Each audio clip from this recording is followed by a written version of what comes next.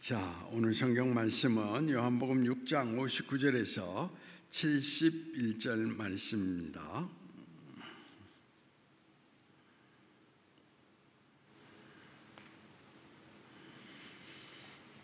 (59절에서) 71절 말씀 저하고 교독을 하시겠습니다. 이 말씀은 예수께서 가버나움 회당에서 가르치실 때에 하셨느니라.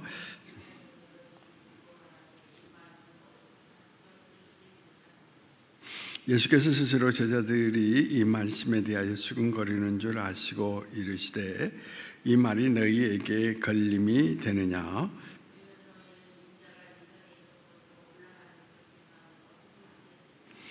살리는 것은 영이니 육은 무익하니라. 내가 너희에게 이른 말은 영이요 생명이라.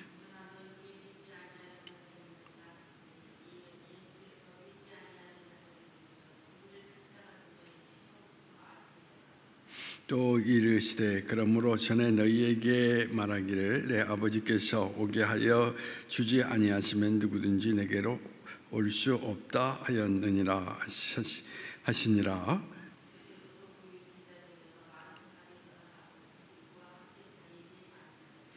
예수께서 12 제자에게 이르시되 너희도 가려느냐?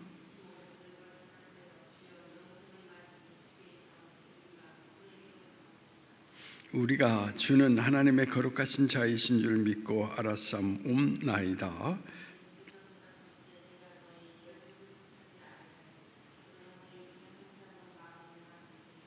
이 말씀을 가룟 유다 시몬의 아들 유다를 가리키심이라.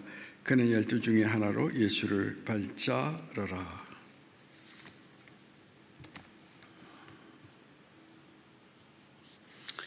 자, 이제 지난 시간에 이어서 이제 두 번째 시간을 여러분과 함께 나누고자 합니다.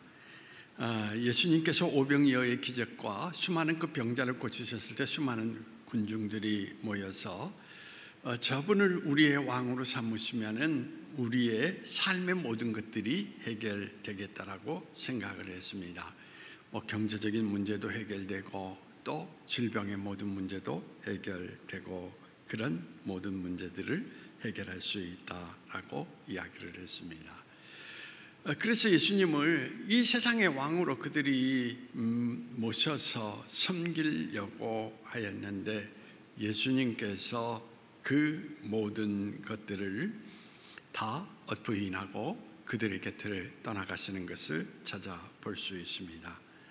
왜냐하면 예수님은 육신의 양식의 문제를 해결하러 온 것이 아니라 영생, 즉 생명의 문제를 해결하기 위해서 이 땅에 오신 생명의 주이라는 그런 말씀을 그들에게 이제 전하면서 오늘 이 성경 가운데에서 우리에게 나타나 주는 거 있는 것처럼 수많은 무리들이 실망하고 예수님을 떠나가기 시작을 했습니다. 그때 예수님께서 12 제자에게도 또 질문을 던지신 것입니다. 뭐라고 던지셨습니까? 너희도 가겠느냐라고 이야기를 하게 됩니다. 그때의 중요한 것은 베드로라고 하는 그 제자가 나타나서 유명한 신앙 고백을 여기에서 하고 있는 것을 찾아볼 수가 있습니다. 12 제자를 향한 예수님의 물음에 대해서 그때 베드로가 이렇게 고백을 하지요. 시몬 베드로가 나서서 주여 영생의 말씀에 계심에 우리가 누구로 가오리까? 라고 고백을 하고 있는 것을 찾아볼 수가 있습니다. 그래서 이 고백 속에서 오늘 이제 마지막 정리를 하고자 하는데 여기에는 4가지 교훈이 담겨져 있다라고 이야기를 드릴 수가 있습니다. 베드로의 고백은 군중 심리에 의해서 고백한 것이 아니라 자기 스스로 개인적인 고백을 하고 있다는 것입니다. 여러분 생각을 해보십시오. 대부분의 사람들이 예수님을 다 버리고 떠나가는 상황입니다. 왜냐하면 정치적인 메시아가 되어서 나라의 모든 백성들을 삶의 모든 문제부터 시작을 해서 그들의 문제를 해결해 줄 것을 기대했는데 예수님께서 중요한 것은 뭐냐 하면 그것이 아니라고 이야기를 하면서 바로 영의 문제를 언급하시면서 근본적으로 영생의 문제에 이르기까지 접근을 하게 되는 것을 찾아볼 수가 있습니다. 그런데 이런 상황 속에서 사람들이 다 떠났습니다. 그리고 이제 12 제자만 남았다라고 생각할 수 있습니다. 여러분 생각을 해보십시오. 가장 어려운 상황 속에 처해 있는 그 순간 예수님을 고백한다라는 거. 그래서 오늘 사람들이 너도 나도 어떻습니까? 예수님에 대해서 수많은 감격을 받고 거기에 흡수될 때에는 나도 예수님을 고백합니다 라고 말하기가 쉽습니다. 그런데 가장 어려운 시기에 그때는 어떻습니까? 자기 자신이 진실로 하나님의 세계를, 즉 예수님의 세계를 마음속에 품지 아니하면 신앙 고백을 할 수가 없다라는 이야기입니다. 그래서 성서 속에 하나님께서 들어쓰시는 인물들을 잘 살펴보십시오. 다니엘, 에스더 다 극심한 고통 가운데 있을 때 여전히 그들은 뭘 고백합니까? 하나님을 고백합니다.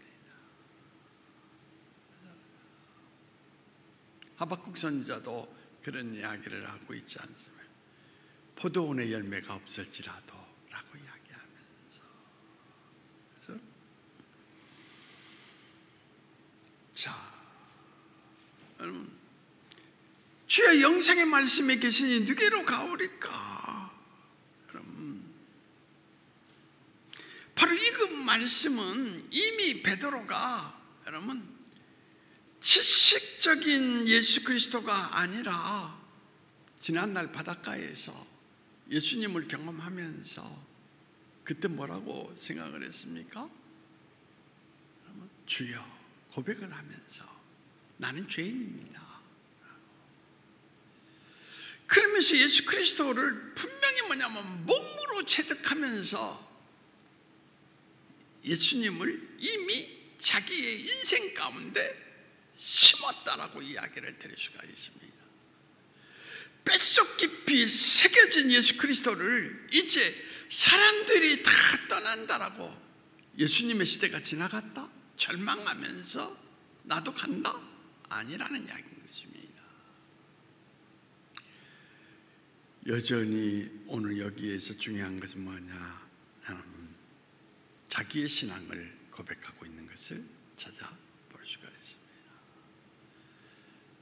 진정한 신앙이라고 하는 것은 군중에 휩싸여서 간단하게 표현한다면 오늘날도 무슨 집회에서 모여서 함께 은혜 받고 나도 이렇게 하겠다, 그게 아니에요.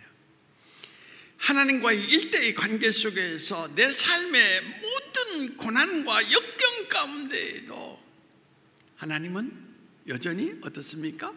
나의 생명의 주인이십니다 라고 믿음을 고백할 수 있는 그것이 진정한 신앙의 모습이라고 이야기를 드릴 수가 있습니다. 그래서 여러분들에게 오늘 또 이 성경에서 우리에게 강조하는 것이 모든 회중 가운데 아닌 나의 삶의 자리 가운데 내가 홀로 있을 때, 직장 안에서든지 어느 자리에 있든지 여러분들이 신앙인으로서 자기 인생을 표현하면서 주님을 고백할 수 있는 그런 모습됨을 가지고 살아가는 것이 진정한 신앙인의 모습이라고 하는 것을 오늘 베드로가 여기에서 나타내주고 있는 것을 찾아볼 수가 있습니다. 오늘도 여러분 모두가 지금 어느 자리에 있든지 간에 어떤 상황 속에 놓여 있든지 간에 여러분들이 어떻습니까? 예수님은 나의 생명의 주이십니다라고 고백할 수 있다면 여러분은 어떻습니까? 하나님이 인정하시는 믿음의 자리 가운데 선 하나님의 사람이라는 것을 기억하시기를 바랍니다. 그 다음에 두 번째로 여기에서 뭐냐면은 예수 그리스도의 주되심을 인정하고 있다라는 이야기인 것입니다. 여러분 68절 보십시오. 68절. 자, 뭐라고 이야기를 하고 있어요? 시몬 베드로가 대답하여 주여 영생의 말씀이 주께 있사오니 우리가 누구에게로 가오리까? 여러분 여기에서 주여라고 쓰고 있지 않습니까? 그렇죠?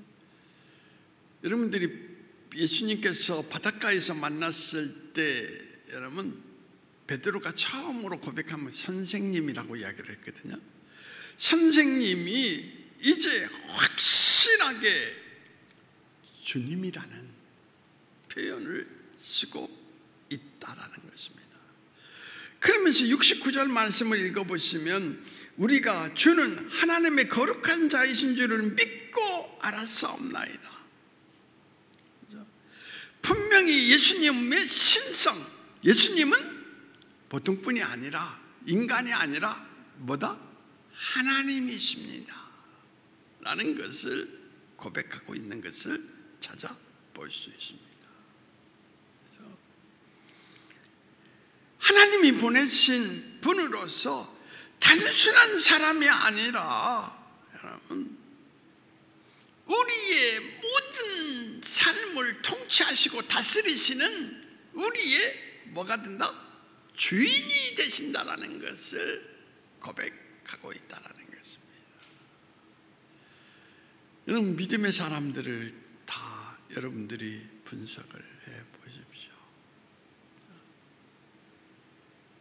여러분 가장 혹독한 어려움과 고난 가운데 있을 때에도 여러분 어떻습니까? 다윗은 하나님 앞에 눈물로 통회하면서 주를 어떻습니까? 향하여서 부르짖고 그가 서 있는 모습 가운데에서 하나님이 내 인생의 주인이십니다 라는 것을 철저하게 고백하시면서 뭐라고 이야기하고 있습니까? 내 삶의 통치자이신 하나님께서 내 삶의 모든 것을 열어주시면 나는 그 길을 갈 수 있습니다 라고 표현하고 있는 것을 우리는 찾아볼 수 있습니다. 그런데 많은 인생들이 어려움이 당하면 주님을 인정하지 않습니다. 실족해서 뭐라고 얘기합니까? 사실은 뭐냐 이렇게 이야기하는 분들이 많이 있습니다. 하나님이 살아계시다면 어떻게 내게 이런 어려움이 닥쳤을 때 나를 이렇게 버려두실 수 있지? 라고 말입니다. 근데 아니거든요. 성경을 보십시오. 어려움은 어떤 자리입니까? 그 어려움 속에 주님을 부인하지 않고 철저하게 하나님이 나의 통치자이십니다라는 걸, 주인이십니다라는 그걸 고백할 수 있는 사람들, 그 과정을 넘었으면 그것을 신앙적인 용어로 이야기한다면 연단이라고 합니다. 연단한 뒤에 그 연단의 모습을 통하여서 주되심을 고백할 때 그를 어떻게 들어서신다? 정금같이 들어서시겠다라는 것을 우리에게 나타내주고 있는 것을 찾아볼 수가 있습니다. 그래서 흔히 우리가 이런 이야기를 하고 이제 고난은 변장된 뭐다? 사실은 축복의 형태다라고 이야기를 해요. 고난 속에서 믿음을 인정하고 하나님의 길을 걸어가는 사람들에게는 이제 고난이 바로 그 인생의 믿음을 확인하는 자리가 되고 그 확인하는 자리를 통하여서 이제 축복의 산에 오르게 된다라는 것을 우리에게 나타내주고 있는 것을 찾아볼 수가 있습니다. 그러므로 고난은 예수님을 부인하는 자리가 아니라 고난은 어떤 자리입니까? 적극적으로 나의 주 대신, 나의 주인 대신, 즉 내 삶의 모든 총체적인 역사가 주님께 달려있다는 그 고백 속에서 주님을 인정하고 길을 걷는 시간이라고 하는 것을 우리에게 나타내주고 있는 것을 찾아볼 수가 있습니다. 오늘도 어려움을 겪고 있는 분들이 있다면 기억하십시오. 왜 나만 이런 고난을 겪느냐라고 이야기하지 마시고, 지금이 내 믿음을 그리스도 앞에 확실하게 표현할 수 있는 자리라는 것을 기억하시면서, 그렇죠? 철저하게 하나님을 의지하는 믿음 가운데 주님을 인정하고 주 앞에 이를 수 있는 모습으로 여러분들이 한 걸음 한 걸음 나아갈 수 있기를 바랍니다. 그 다음에 이제 세 번째로 우리가 생각할 수 있는 것은 뭐냐, 여러분, 예수님은 우리의 구원자 되신 분이시다라는 것을 인정하는 그의 모습을 우리는 찾아볼 수 있다는 것입니다. 여러분, 예수님이 뭐가 되시느냐? 여러분, 구주가 되신다라는 이야기죠. 구주라는 것은 어떤 의미를 담고 있느냐? 우리 인간이 가장 필요한 영원, 즉 어떻습니까? 생명의 문제를 해결해 주시는 유일하신 분이라는 것을 고백하고 있는 것을 찾아볼 수가 있습니다. 여러분, 예수님이 구주가 아니라면 우리에게 생명을 주실 수가 없습니다. 뭐 혈류병을 앓는 여인을 고치셨다라든지, 뭐 여러 가지, 여러분, 나인성 과부의 아들이 죽었을 때 그 아들이 장례 행렬 속에서 일으키셨다라든지, 여러분, 거기에서 가장 우리에게 나타내주는 의미가 뭐냐면 육신의 질병을 고쳤다, 그런 하나의 의미가 아니에요. 예수님은 바로 죽은 자에게 생명을 부여할 수 있는 생명의 주이시라는 것을 우리에게 나타내주고 있는 것입니다. 그래서 궁극적으로 우리는 죽어도 살고 살아서 영원히 산다라고 하시는 예수님의 말씀을 우리 눈앞에서 입증해 보였던 것이 바로 나인성 과부의 아들의 죽음에서 건진 이야기라든지 병고침을 했다라는 그 이야기를 통하여서 우리에게 보여주고 있는 하나의 사실입니다.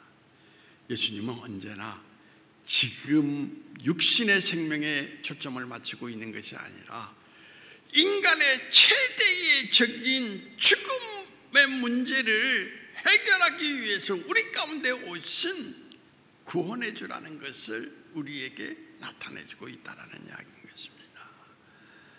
기독교의 핵심적인 하나의 내용입니다. 예수님이 구주가 되신다는 것을 여러분, 우리가 사실은 잃어버린다면 기독교는 아무런 의미가 없다라는 이야기인 것입니다. 그래서 오늘도 나를 믿는 자는 죽어도 살겠고 살아서 영원히 살리라 라고 하시는 생명의 주인이신 예수님을 여러분들이 신뢰하고 그분을 믿고 나아가면, 여러분, 오늘 현재에서뿐만 아니라 여러분들이 어떻습니까? 죽음 너머의 세계에 이르기까지 구원자 예수이신 예수님의 인도하심을 받는 그런 생애의 삶을 살아가는 여러분이 되실 줄 믿습니다. 그게 참 중요하다라고 이야기를 드리시고, 네 번째는 확신입니다. 여러분, 자, 네 번째 69절 말씀을 다시 한번 읽어보시도록 하겠습니다. 우리가 주는 하나님의 거룩하신 자이신 줄 믿고 알았사옵나이다. 여러분, 믿는다라는 말 다음에 알았다라는 말이 여러분 이야기하고 있는데, 이 말은 뭐냐면 단순히 머리로 이해했다, 그게 아니에요. 머리로 이해하는 것하고 내가 믿는 것하고는 차원이 다르다라는 이야기인 것입니다. 여러분들이 자 보편적으로 그런 이야기를 하잖아요. 딸과의 관계 안에서 딸은 아빠를 사랑한다. 그건 지식적인 내용의 이야기예요. 왜냐? 부녀 관계이기 때문에. 근데 딸과 생활하면서 같이 지내면서 딸의 모습을 느끼고 살아가면서 어떻습니까? 아, 정말 내 딸이 나를 사랑하는구나. 그 확신을 가질 수 있는 것이 바로 믿음의 자리라는 것입니다. 그래서 확신 속에서 이제 분명히 제가 나를 사랑한다라는 것을 이제는 알 수 있다. 그게 알았다라는 이야기거든요. 우리가 예수를 믿는 것도 머리로가 아니에요.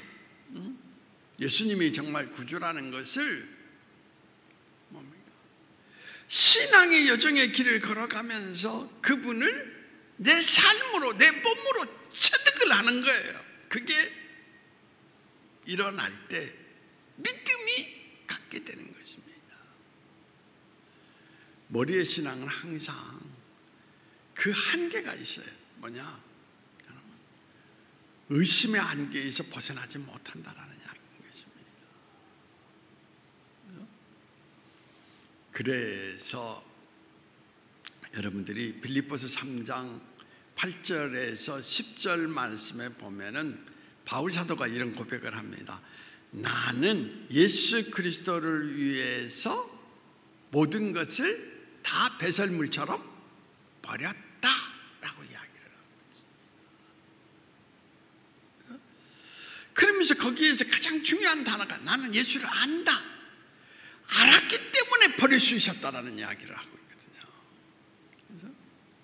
그 안다라는 것은 머리로 안 게 아니라 담에색 선상에서 만난 예수 그리스도를 내가 직접적으로 체험하고 내 몸속에 어떻습니까? 체득하면서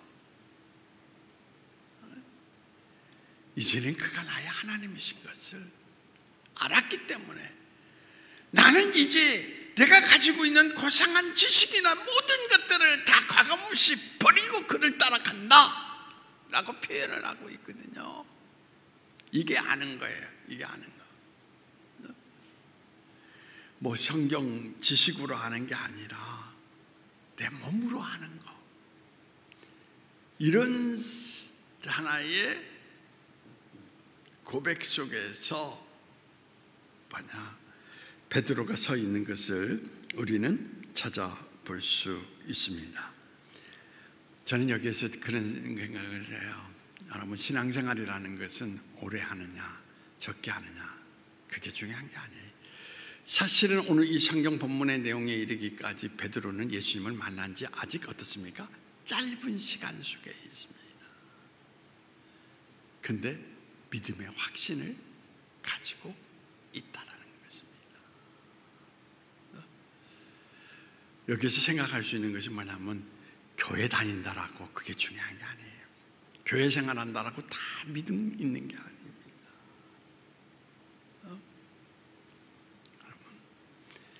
또 교회 생활이 어떻습니까? 짧다라고 그래서 예수님을 모른다라는 것도 아닙니다. 그러므로 오늘날 교회가 고쳐야 될 게 있어요. 뭐냐? 교회 생활을 오래 하면 믿음이 좋은 사람으로 뭐 생각해서 직분을 자꾸 영역을 넓혀주는데 아니에요. 절대 그런 게 아닙니다. 여러분 생각해 보십시오. 다메섹 선상에서 사도 바울이 예수님을 만나고 난 이후에 그가 바로 아라비아 사막에서 3년 동안 물론 홀로 기도하고 거기서 훈련을 받고 나서 쓰임을 바로 받잖아요. 그렇잖아요. 이게 시간의 문제가 아니라 중요한 것은 뭐냐면 저는 뭐냐면 예수님을 안다라는 것은 가장 중요한 것은 시간의 문제가 아니라 하나님의 절대적인 은혜 가운데에서 그가 어떻습니까? 거듭나는 어떤 그 거듭남의 문제가 중요하다라는 이야기인 것입니다. 여러분, 성경 가운데에서 서기관과 바리새인은 아무리 많은 성경을 연구하고 기나긴 시간 동안 성경을 통하여서 많은 지식을 가지고 있었지만 그들은 예수님이 뭐라고 그랬습니까? 소경이다, 그런 이야기를 했거든요. 그렇기 때문에 여러분들의 오늘도 중요한 게 그거 있습니다. 진정한 신앙은 여러분들이 어떤 모습을 가져야 되느냐, 몸으로 아는 것. 그러면 어떻습니까? 우리가 반드시 성령의 체험을 해야 됩니다. 성령이 아니고서는 너희가 그리스도를 알 자가 있다 없다? 없다. 성경 공부로 안다? 아니에요. 성령이 눈을 열어서, 마음을 열어서 하나님을 포기해야 하는 그 사람들은 안다라는 이야기인 것입니다. 그런데 가룟 유다는 여러분 어떻습니까? 그걸 보지 못했습니다. 은혜를 덧입지 못했죠. 성령의 인도하심을. 그래서 예수님의 그 제자 가운데에서 중요한 것은 뭐냐? 그 영혼이 무너져 버린 것을 우리는 찾아볼 수가 있습니다.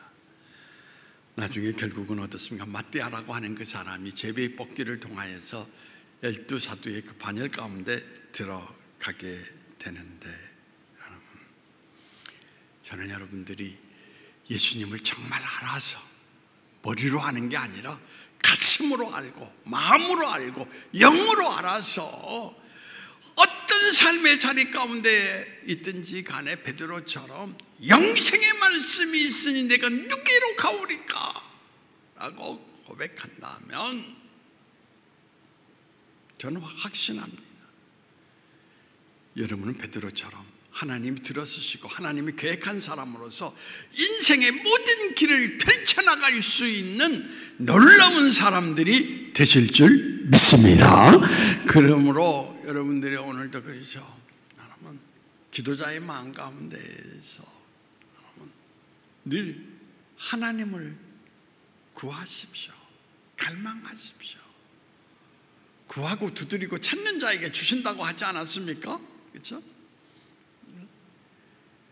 여러분들이 성경의 지식만 쌓아가려고 하지 말고, 그렇죠? 성경 말씀의 그 내용을 확신할 수 있는 데가 될 수 있도록 하나님을 갈망하라는 이야기예요. 목마른 자들아 내게로 오라고 말씀하시지 않습니까? 그렇죠? 값없이 내게 와서 너희가 포도주와 젖을 사라라고 말씀하시지 않습니까? 그렇죠? 그래서 여러분들에게 금년 초 제가 첫 주일 말씀 가운데에서 우리는 거룩한 고독의 시간을 가져야 된다. 즉 하나님과의 1대1의 관계의 시간을 가져야 된다라는 것을 말씀을 드렸던 것입니다. 1대1의 관계를 갖지 못한 사람은 아직 제대로 예수님을 만난 사람이 아니에요. 그 과정을 통하여서 여러분들이 니고데모처럼 예수님을 자기의 삶으로 체득해서 영으로 몸으로 알게 될 때, 그때부터 진정한 믿음의 삶의 길이 열려지게 된다는 것을 꼭 기억하시면서 오늘날 여러분들이 그와 같은 은혜가 여러분 인생 가운데 일어나기를 바랍니다. 자, 기도하시겠습니다. 자비로우신 아버지 하나님, 우리가 예수를 믿는다라고 하지만 관습적으로 교회를 왔다 갔다 하는 종교인에 불과한 때가 너무나 많습니다.